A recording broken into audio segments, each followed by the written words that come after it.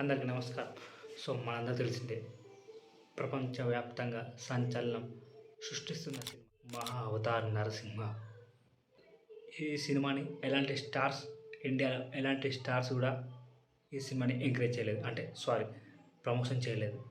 ఇటు లేదు, మన ఇతిహాసాలు, మన భాగవతం, మన పురాణాల కోసం ఏ హీరో అవసరం లేదు. అవి బాగుంటే ప్రతి ఒక్కరు చూస్తారు. ఇందులో షారుఖ్ ఖాన్ కానీ, సల్మాన్ ఖాన్ కానీ ఎవ్వరైనా కూడా ఈ సినిమాని ఎలాంటి ప్రమోషన్ చేయలేదు.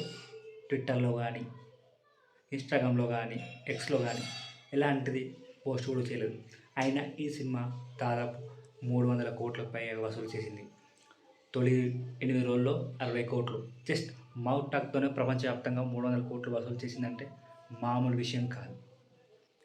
మనం పూర్తిగా ఈ సినిమా గురించి మాట్లాడుకుందాం. కేవలం 49 కోట్లు మాత్రమే బడ్జెట్. ఎలా అందుకుంది? జస్ట్ జూలై 25న అంటే జూలై 24న హరిహర వీరమల్లు రిలీజ్ అయింది పెద్ద హైప్తోని. కానీ 25న అసలు సినిమా రిలీజ్ అయినట్టు కూడా తెలియదు. ఫస్ట్ టాక్తోనే సంచలనం సృష్టించి second show, third show, fourth show మొత్తం హౌస్ఫుల్ బోర్డు పెట్టేసింది. అలా కలెక్షన్ సాధించింది.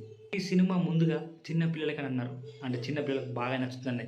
కానీ కాదు, చిన్న పిల్లల నుంచి పండి ముసలి వాళ్ళ వరకు ప్రతి ఒక్కరికి నచ్చింది. రీసెంట్గా చాగంటి గారు కూడా ఈ సినిమాని చూశారు, బాగా నచ్చింది. నాకైతే నరసింహస్వామి ఎంట్రీ అప్పుడు గూస్ బంప్స్ వచ్చాయి. అంటే ఆయన భాషలో చాలా అందంగా అనిపించింది. ఆ దర్శకుడు చాలా కష్టపడ్డారు అని. ఈ సినిమాని దాదాపు 5 సంవత్సరాలు తీశారు. ఎందుకంటే టెక్నికల్గా చాలా రోజులు పట్టింది. ఒక్కొక్క షాట్ తీయాలంటే చాలా కష్టపడ్డారు. ఇప్పటికీ హవా నడుస్తూనే ఉంది మహా అవతార్. 300 కోట్లకు పై వసూలు చేసింది. ఆల్రెడీ 30 రోజులు దాటిపోయింది సినిమా రిలీజ్ అయ్యి. ఇంకా హౌస్ఫుల్గా రన్నింగ్ అవుతుంది. ఈ సినిమాకి సంబంధించిన ఇంకో అప్డేట్ ఏంటంటే, ఎవ్రీ 2 ఇయర్స్కి ఒకసారి సినిమాటిక్ యూనివర్స్, మహా అవతార్ యూనివర్స్ సంబంధించిన ఏదో ఒక సినిమా రిలీజ్ అవుతుంది. నరసింహన్ ఇంకా పాత్ర, భక్త పగలాద, ఇలా పార్ట్ 2, పార్ట్ 3 అని వాటికి సంబంధించిన యూనివర్స్, అంటే వీళ్ళు హై లెవెల్లో వెళ్తారు. రామాయణం టచ్ చేసే అవకాశం ఉంది, కృష్ణుడు, మహాభారతం, ఇలా చాలా ఇతిహాసాలు ఉన్నాయి, పరశురామ్, ఇలాంటి అన్నీ టచ్ చేస్తారు. ఎవ్రీ 2 ఇయర్స్కి ఒకసారి ఒక పార్ట్ రిలీజ్ చేస్తారట సినిమాటిక్ యూనివర్స్ మహా అవతార్. అలా 8 సిరీస్లు ఉంటాయట. నాకు తెలిసి ఇక వేరే లెవెల్. ఈ ఇంత మంచి హిట్ తర్వాత వేరే లెవెల్లో తీస్తారు. హాలీవుడ్ రేంజ్లో ఉంటుంది.